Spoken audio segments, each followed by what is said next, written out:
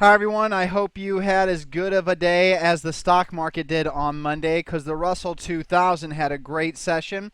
Uh, Opening up a little bit weaker than where we closed on Friday and then rallying throughout the day to close up 0.50% as it continues to consolidate its recent highs in early August quite well. No complaints here. This index looks great.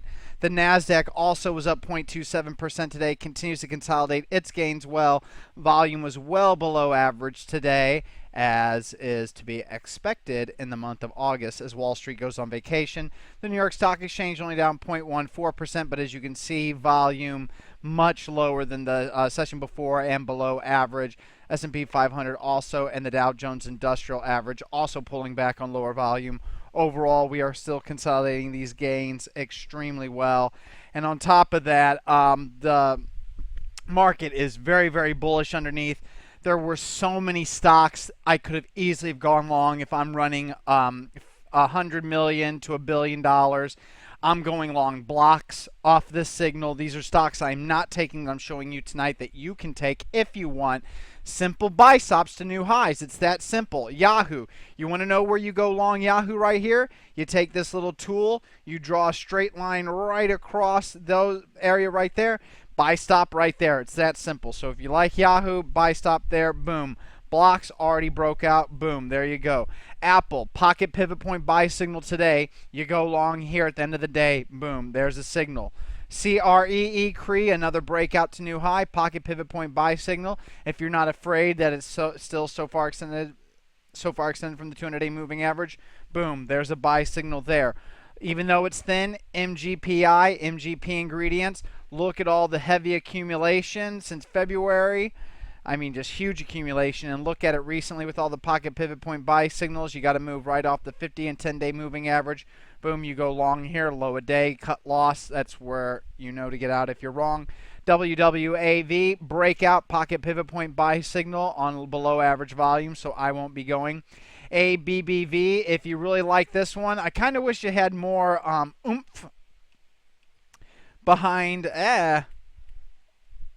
its price action, overall earnings and sales growth. It's not there, but still, if you like this stock and if you think that it's going to definitely run when it breaks out, there's your resistance line right there. Breakout to new highs, you go long. XONE, this would have been a new long signal tonight. However, earnings are tomorrow, I believe, after the market close. So XONE, since it's breaking out ahead of earnings, just like SPWR did, just like SCTY did, just like GMCR did, it is a no-go on XONE. Also, Hain Celestial breaking out, pocket pivot point buy signal to new highs. Wish the volume surge was a little bit stronger, but once again, there you go, another expansion of the price range. And AIT right off the 50-day moving average. So as you can see, tons of possible buy signals out there. The buy signals that I'm taking tonight, though, are LRN.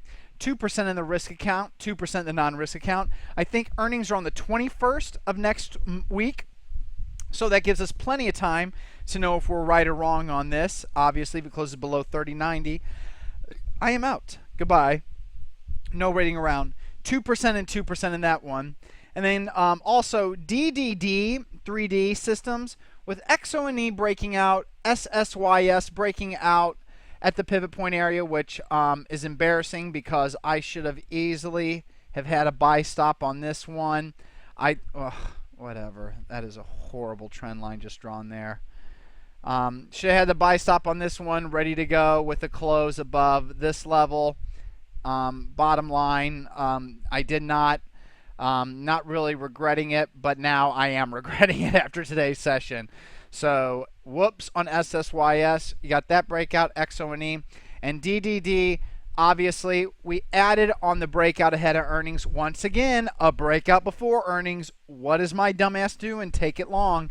I'm going to learn one day. I should have learned SPWR, SCTY, DDD, and GMCR, but I'm sure I will buy another breakout ahead of earnings again. Yell at me next time I do that. This time, however, after the pullback, it actually held up during the pullback quite well. The fucker pulled back just enough to go ahead and shake me out of that add position, though, with it closing below the 50-day moving average.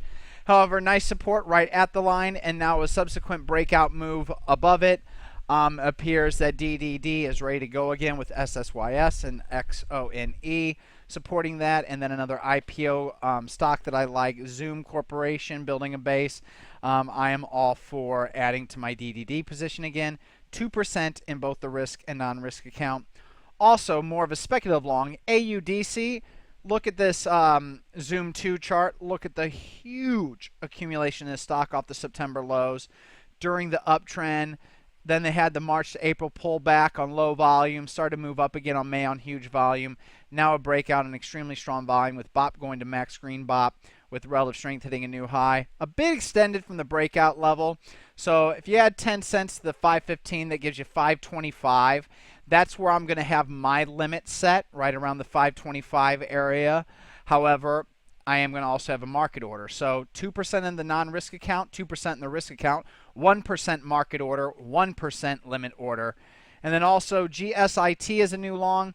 This one, though, is a pretty speculative position. Let me go up here and show you this to show you why it is 2% in the risk account only and 0% in the non-risk account. You see all that red? No bueno. See all that red and no blue? No bueno. But do you see the 2015 estimates? Bueno.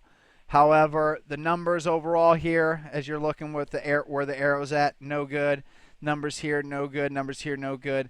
And even though estimates are excellent, I still need current earnings and sales to be good to go into the non-risk account. Since it is not, GSIT is a 2%er in the risk account, 2% in the non-risk account. Love the max green BOP surge along with the huge volume surge and the pocket pivot point buy signal on this one. This is an excellent technical pattern with great 2014 estimates. Just isn't good enough, sadly, for the non-risk account. So 2%, 2% LRN, AUDC, DDD, 2%, 0% GSIT. Also on the sell side, CSU closing below 200-day moving average. Final cut loss is now triggered. CSU is out. SBGI. Another heavy volume closed below the 50-day moving average, and with it closing below the 24.90 level, even though it's at 24.86, only 4 cents below the level, since it's on above average volume, I am done with SBGI. Goodbye to that one. Tech UA, Tecumseh Products. I can't believe that's the right way to say that. Tecumseh, whatever. Heavy volume closed below the 50-day moving average. That is 25% sell, bottom line. And GLL, heavy volume again, closed below the 50-day moving average. A confirmation sell signal of the first break on the 8th. That is also a 25% sell signal.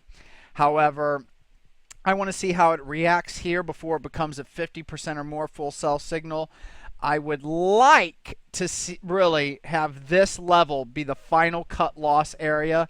I do not want to see GLL close below this level. This more than likely is going to be the final cut loss area. As you can see with GLL, why it's only 25% today and not 50% mainly is because it opened at 88.12, closed at 88.90. That's the one reason why. Open is lower than where it closed, so we'll see where it works here. But no matter what, GLL will be a full close if it ever closes below that red line. Have a wonderful Tuesday, everyone. Aloha.